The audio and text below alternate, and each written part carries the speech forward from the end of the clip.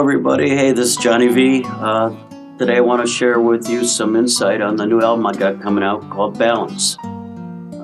It's an album that's acoustically driven. Like other projects I've had, I've started it out one way, meaning I've started out this album to be nothing but an acoustic album. But then the boss I have, which is music, kind of took over, and some songs took a life of their own, and there were a lot of new things for me here with this particular project. A very nice new studio I've never recorded at Thunderclap, engineered, produced by John Carpenter. I worked with musicians that I haven't ever worked with in the studio before, which was really a treat, and I'm very grateful to all of the musicians that stepped up and made this such a special recording for me. And anything else I can share insightful song by song, that's what I'm going to do here. So I hope you enjoy this.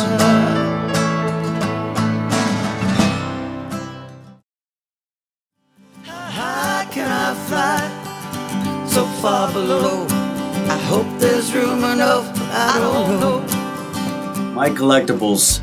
Well, unbeknownst to me, sometimes things happen in a studio that you never know when the recording button is going.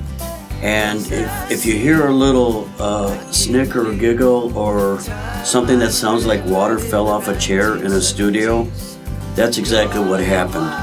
And unbeknownst to me, John Carpenter, that is, the engineer, recorded that and kept that. And so when we went back to go listen to My Collectables, what you hear at the very beginning is exactly that. I had a day of the dropsies, and I think somehow, actually in this position, I was getting ready to play the guitar, and it was just one of those where you kept fumbling so much in a day, it got to be funny, and you were ready to just throw in the towel and say, I give. And so what had happened is my elbow, I turned and knocked over a bottled water, and you hear it at the very beginning, and I just started laughing, and hence John hung on to that little piece of giggling and put that at the front of the album, which kind of, I hope, it reflects that we're not afraid to laugh at ourselves and be vulnerable to our silliness. And so now to get into the song Collectables. It's a song, I found myself, if there's anything that this album really brought out in me, is I think something that I've done my whole life is dream. I was a dreamer, and sometimes you dream of the past and things like that. Next thing you know, when I'm penning this song lyrically, I'm talking about what were real, while class and school was going on, I'd be the guy trying to write, images of my favorite bands, whoever it may be, and so I was doing that and buying 45s. I had a box of 45s that was, to this day, real important to me, which led to albums, of course, and then notebooks, pictures, Hot Wheels, all these kinds of things, artifacts that were very big to me. And so when I started lyrically writing this song, that's the direction I ended up taking with that. And people that played on the album, Brian Robbery brought it to life, great drummer. Janice Wallen, the first time I got a chance to work with her on recording, and I know we're going to be doing a lot more in the future. I think I played pretty much all the guitars in this one. I think Bobby Scamacci played some keyboards, but again, a lot of everything I did on this whole album was under the direction of John Carpenter, and I'll get to him later when I get to a song that took me forever to get the satisfaction, so to speak. But that's My Collectables. But I'm much obliged to all.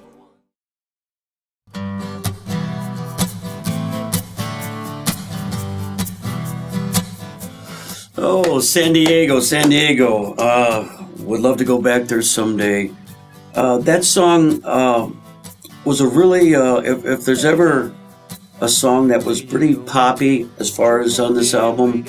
That would probably be the closest thing to it. That song developed in San Diego. My wife, who is my wife now, but wasn't then, that was our first getaway, so to speak. And it was a very special place. And the place we were staying at, I was on a balcony, and I was just kind of basically, repeating the chorus. And it was one of those cases where I was ready to go to the dinner function we were supposed to, and she wasn't ready yet. So I kept, repeating the chorus, and it really never went anywhere, but it stayed with me. And something I learned a long time ago, and I say long time ago, I'd say in the last few years, and I highly recommend it for any artist. If you have a thought, whether it's lyrically or musically, please find some kind of electronic device and capture it, and don't count on memory. And that's kind of how I did this song, is I captivated that moment. I was in that moment of writing, about Cindy's and my experience at that time. And then later, maybe about a half year to a year later, wrote it with that idea in mind and finished the song. Oh yeah, yeah.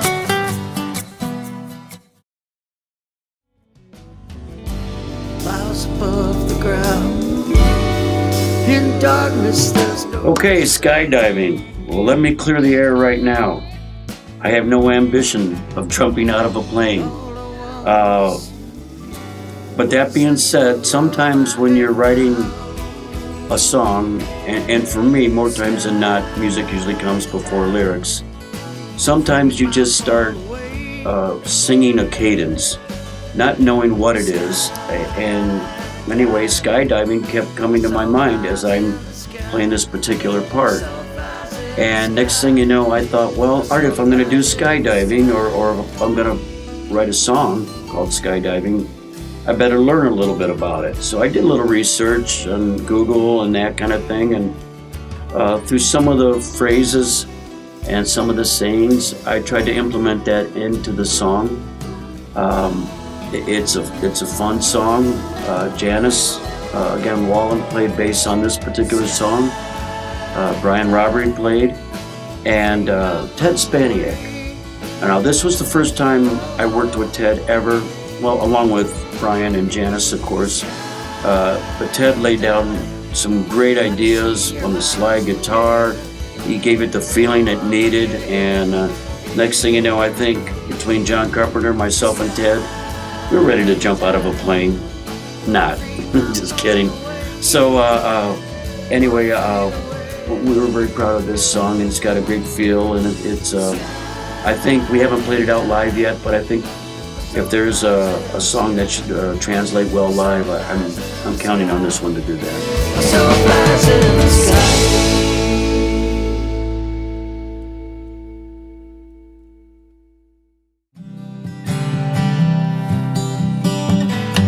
Each verse can be... Okay, I'm Still. That song, like some songs, not many, came to me very quickly. I actually had some friends over at the house that weekend, and kind of just did it right there. Was feeling the moment, cup of coffee, had a little vibe going, and the song pretty much defines no matter what is going around us in the world, good, bad, or indifferent, that we're still here and we still matter. And that's basically what the song subject is about. Again, it came to me very quickly. It's a song I enjoy playing out a lot solo. Anyway, there's not a whole lot more to talk about that other than I'm proud of that one. And that was one of the songs that I believe also was recorded earlier in this project at Thunderclap. I'm still awake, jamming on the moon.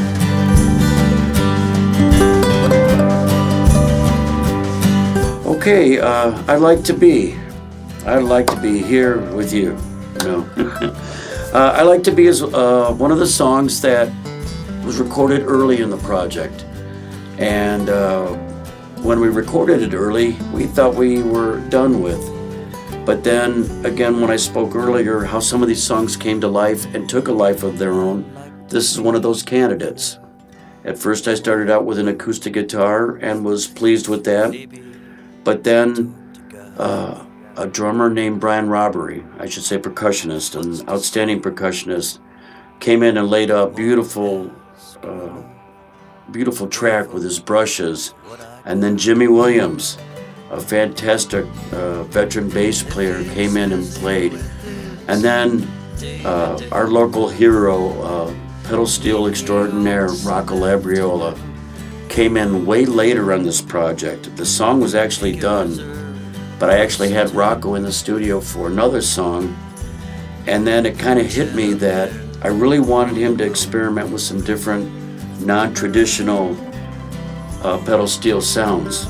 Maybe run it through some kind of phasing or some kind of delay type thing. And I think between Rocco, John Carpenter, and myself, we really got a unique sound that put that song over the top and just made us pleased as punch. And so Rocco, he put the frosting and cherry on top of that song for us.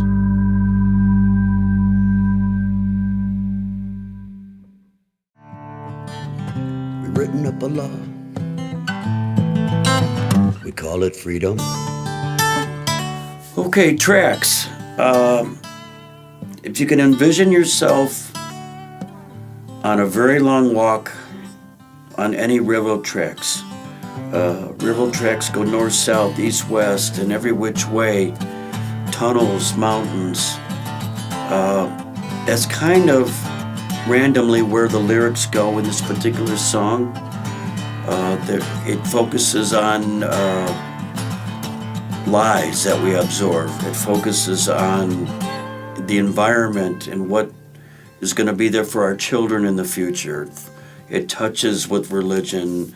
It's kind of everywhere from that standpoint. And I remember doing that song and getting it in one take.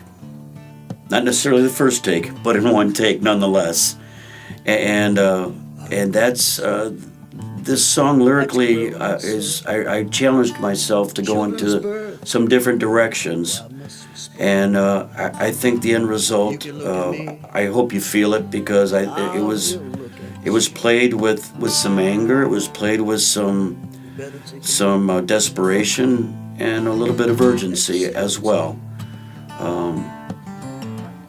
And that's really, and then in the end, to end on a happy note, at that time, we got a new puppy into our life, and hence we named it Trax, because while I was working on that particular song at the time is when we got this Australian Shepherd. So I guess there's two things in my life that are named Trax, this song and our existing puppy.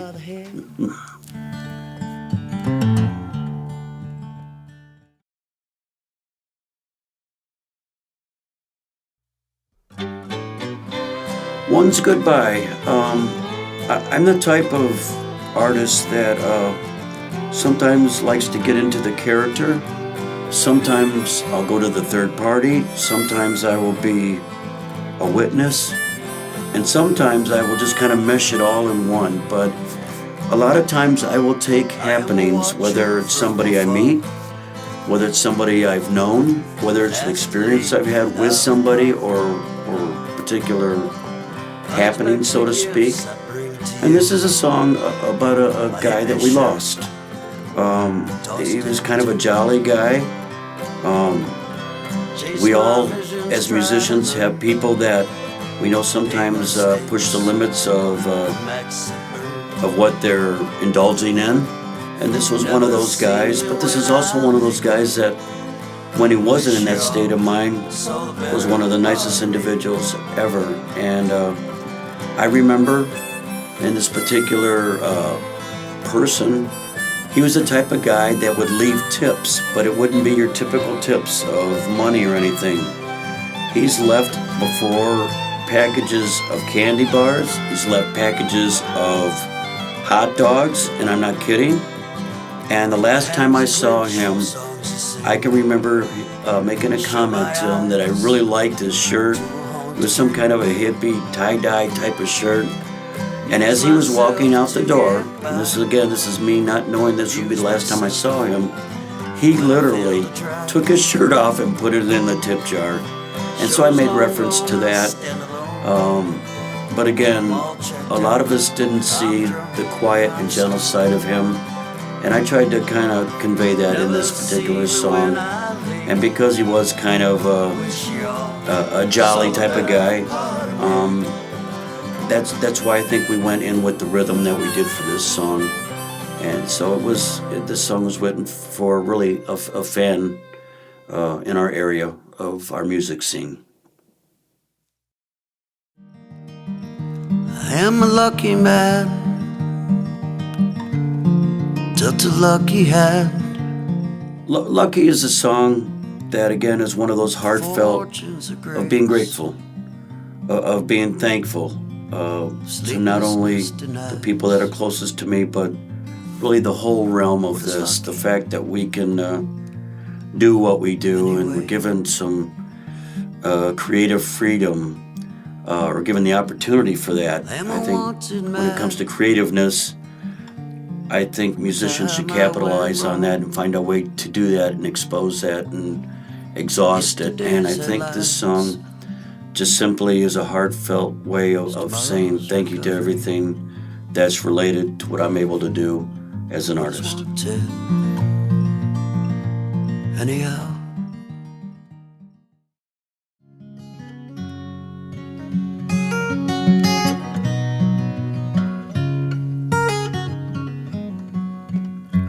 This old dog. Okay, this old dog. Well, for all the dog lovers, and I'm sure they're going to be able to relate to this, it was basically the song started about 2-3 years ago, and when we had to unfortunately lose one of our puppies, one of our dogs, and sometimes I go to the guitar for some comfort and I just start playing, and I remembered playing and just singing this old dog, but never doing anything with it lyrically or advancing the song in any kind of way.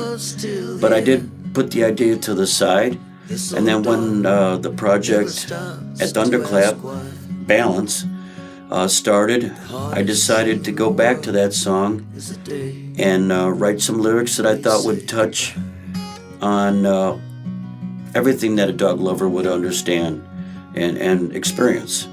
And of course, the toughest part about having a pet is we outlive them. And so that was a tough one. But it also gave homage to dogs, to those of us who really value their commitments to us, their love, their unconditional love to us. And, where you're greeted, the way they say goodbye, the way they miss you, all wrapped in one. So it may not be for everybody, but for the dog lovers, I think this will hit home. This old dog is our best friend. Summertime birds filled with colors, shopping for shelter. After the discussion, this might be one of my favorite tracks on the album. It has got a little bit of everything. Anybody that knows me, I do have a little progressive rock in my soul, and I think this is one way to kind of expose it. There's some time changes and things like that, and peaks and valleys, but the subject matter is basically is a friend helping a friend out. Depression is real. Sometimes leaning on a bud can be every bit as effective as people that we pay good money for different reasons. And after the discussion, that title again just came to me, but the song ends up in a positive way of coming home, of being home, of embracing brand new days, and so on. And it goes through a bit of a journey the song does. But again, there were some unbelievable players that made this happen. Brian on drums, Janice on bass guitar. I did get to play some electric guitar on this one. That was fun. John Carpenter let me play his Les Paul, and of course I did the acoustic guitars on this. But this song probably exemplifies a lot of the style that attracted me to music many, many moons ago, and is, again, probably one of my favorite tracks on this particular album. I hate to say anything's my favorite track because I like to leave that to the listeners more than anything, but if you don't tell anybody, this might be the one that I really like.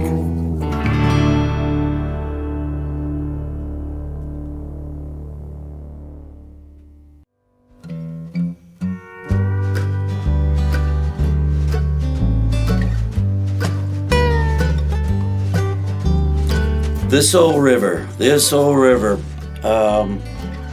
Boy, there were some great people that joined in on this one. It's just a good old sit around the campfire, hippie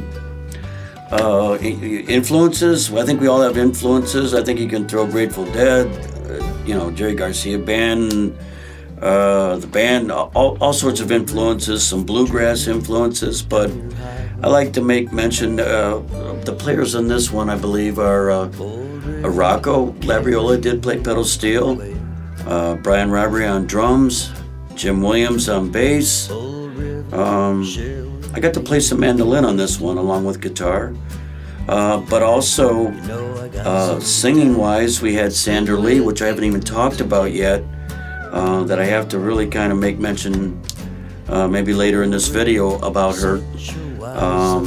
But we had Mitzi Oden playing the banjo, but she did more than play the banjo. When we get to the end of this song, and so you know what the song is about. It's basically about an individual having a conversation with a river, because if there's ever what do you want to call it, a subject matter, a river that has endured everything. I mean, think of all the garbage that's gone on. Think of the weather changes, the rise and falls of the water, the erosion. A river it takes on an awful lot. And so this individual who's coming to have this discussion with the river is looking for a little guidance, looking for a little advice. He wants his blues to be washed away, so to speak. So at the end of this song, we kind of wanted to paint the imagery of this person who's looking for advice. After he gets advice from the river, they kind of walk off in the forest and go on. And so Mitzi, let me tell you, quite the whistler. So at the end of the song, she not only played the banjo, but she stepped up to the plate and whistled ourselves out of this song. And so, again, great team effort from everybody. And then, of course, putting the final touches on is one of my best friends, Bobby Scamacci. There's only one Bobby Scamacci.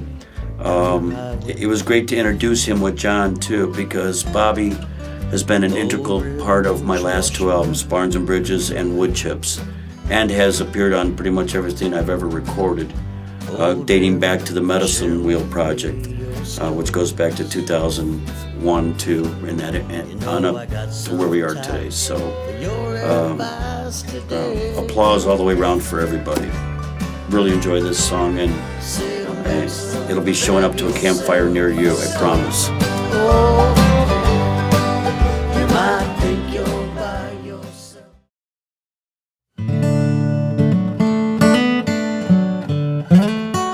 Mercy is a song, again, when I talk about taking the role of my character, this was basically about two individuals. One, kind of in the Civil War era, where one person with a gun has a chance to destroy the other one's life, and the gentleman who is asked for mercy, and And that's kind of where that lyric kind of leaves you. You're not sure whether he got mercy or not. And so the song advances 20 years from there.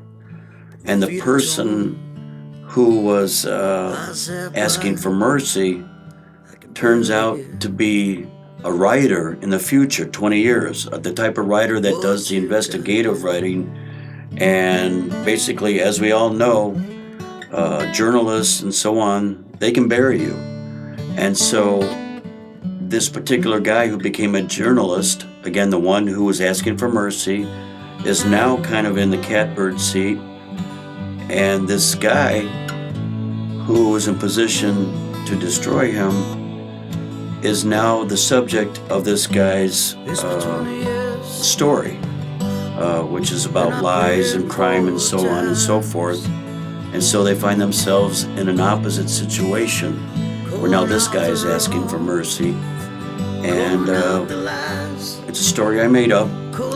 Again, when you spend a lot of time on the road, and like I mentioned before, dreaming has always been a big part of my existence, so to speak. It's basically where this song came from.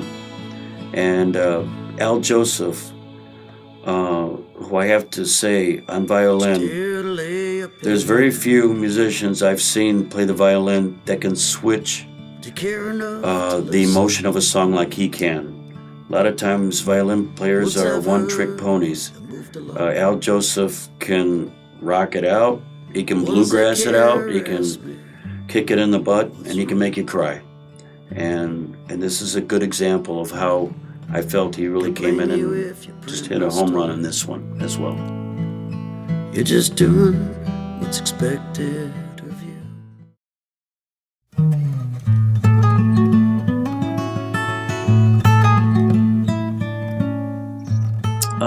Devin was written for a very special friend of mine.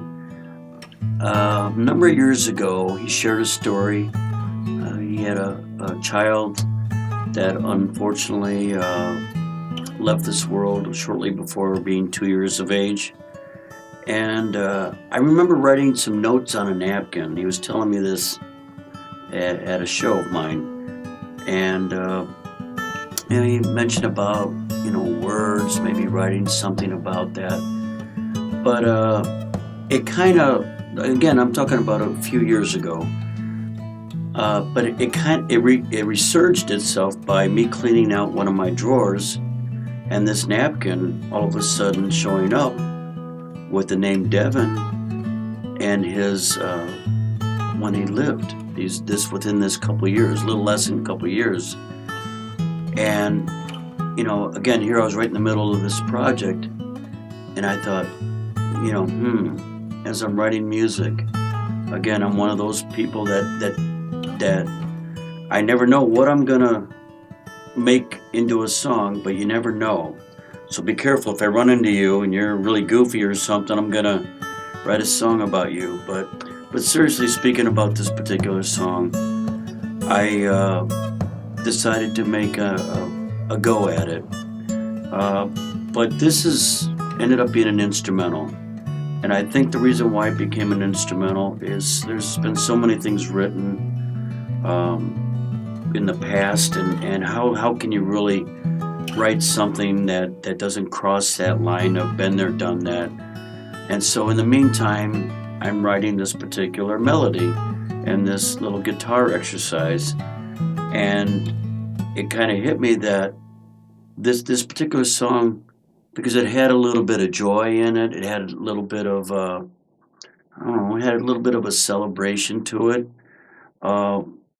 That probably was what they experienced with this child for the first couple of years, the innocence of a child. And so that's what I approached him with, asking him, this is really what I'm thinking of.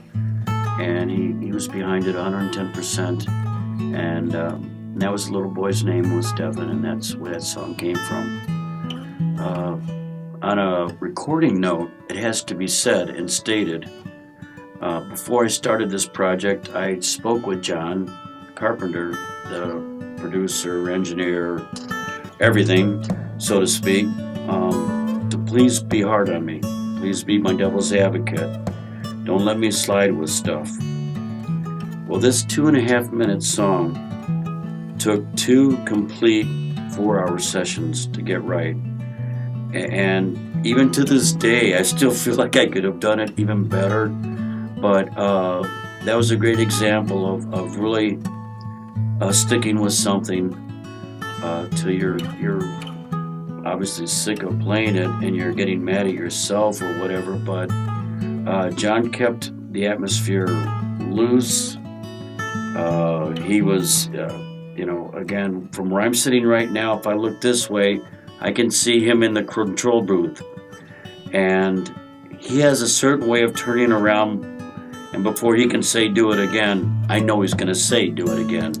And that song, again, was so important, like any song would be, to get right. And he knew what I was striving for.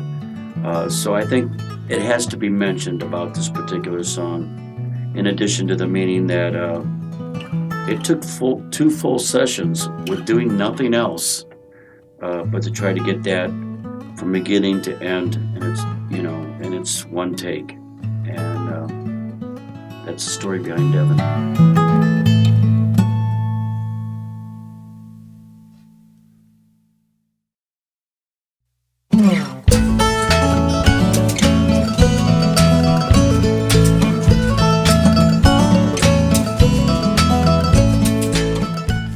Garden Hop, man, we had a lot of fun with that one. We kind of really went outside the box there. Again, our percussionist, our leader of rhythm, Brian Robbery, played a huge part. I came up, I remember showing up to the studio, not with a guitar in hand, not with an iPad of notes, but I showed up with a shovel, a rake, hedge trimmers, clippers, witchamajiggers, anything that you can get from the garden, and anything my arms could carry in here. And John just answered the door laughing like, oh boy, here we go. It's a bouncy song, it's a fun song. We talk about vegetables we like, talk about even one we don't like, and we make reference to that in the song. I think I went out and specifically bought a slide whistle for a part because in my head I heard it needed to be there.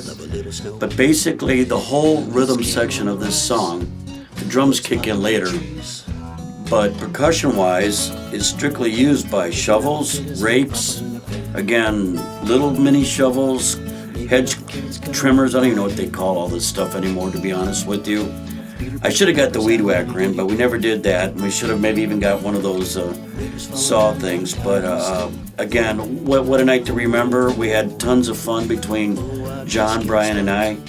And just a song that's fun, happy-go-lucky. And if you're a vegetarian, hopefully it's your anthem. She's so fine, she's my Clementine.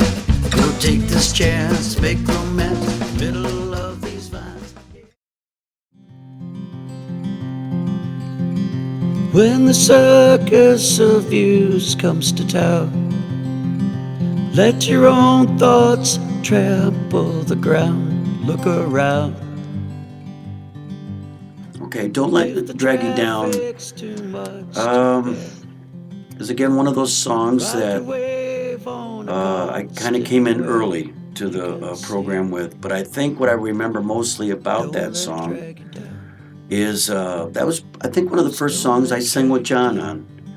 John did some really crucial harmonies throughout the project, and what I can remember there being, I think it's the second verse or something like that, we wanted to kind of emulate like a boys or men's choir in the background, kind of in a haunting kind of way.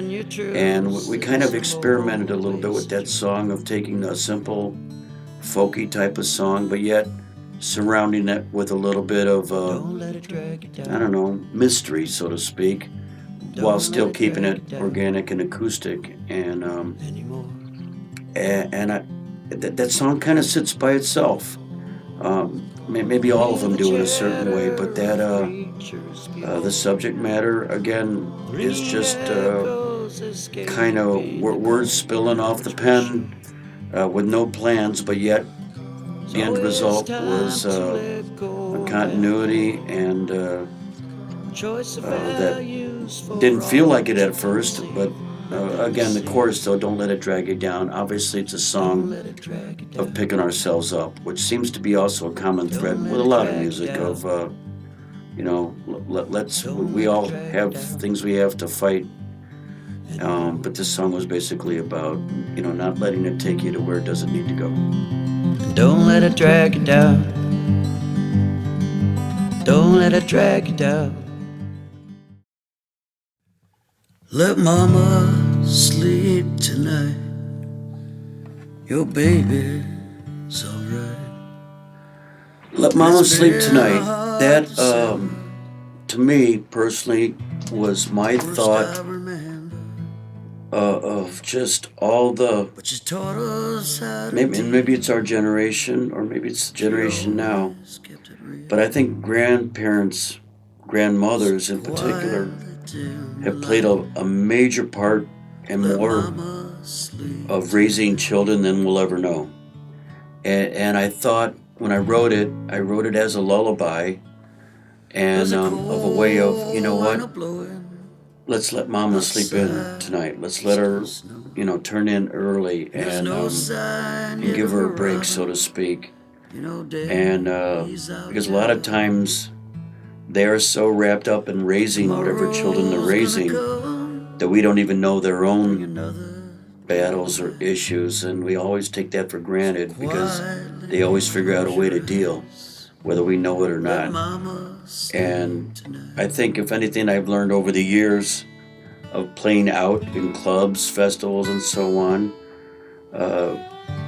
you're working with waiters and waitresses, and you hear the stories, and those are the people that are really, where every dollar counts, and there's a lot of, it exposes a lot of that type of life and stories. And so, at the end of the day, I wrote that song to kind of pay homage to the mothers, all mothers, of just how they are the backbone of so many children that are being raised.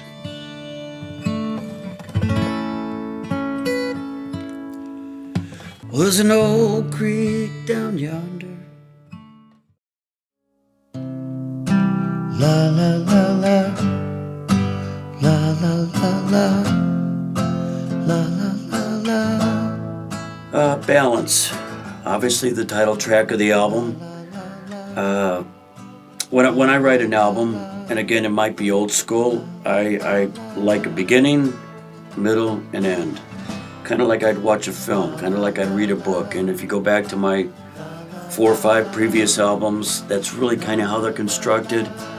And, maybe that is old school, but that's kind of how I see myself pretty much writing for, the rest of my musical life from that standpoint. But the song is really meant to try to bring things together that maybe aren't used to being together, whether it's different religions, different viewpoints, different music. For example, we have a rapper. Brendan Burleson did a beautiful job. I wanted to bring a genre of music that I'm not usually hip to, so to speak, and yet, but bring it in as an olive branch of, why can't these things work together? Us as individuals taking, accepting each other so much more and bringing balance to not only our personal lives, but the world. Why can't it work that way? Creatures figure a way to balance the world out, and, why can't we as a human race? So the song ended up being in the spirit of that way. It started as a little embryo and simply grew. I can remember sitting here in this room with my guitar, playing the song, writing these words, and then at the end, repeating this chord pattern. And again, I know John in the other room was probably wondering, what the heck am I doing? I'm just playing the same thing. I'm just playing a nylon string guitar, and I won't stop. And he's probably ready to hit the pause or stop button hours, but I keep going, thinking that maybe something can be created from that. that's the kind of feeling I was striving for, and I just commend everybody that performed on that particular song, because I thought that was about as good a way of ending this album as I could think of.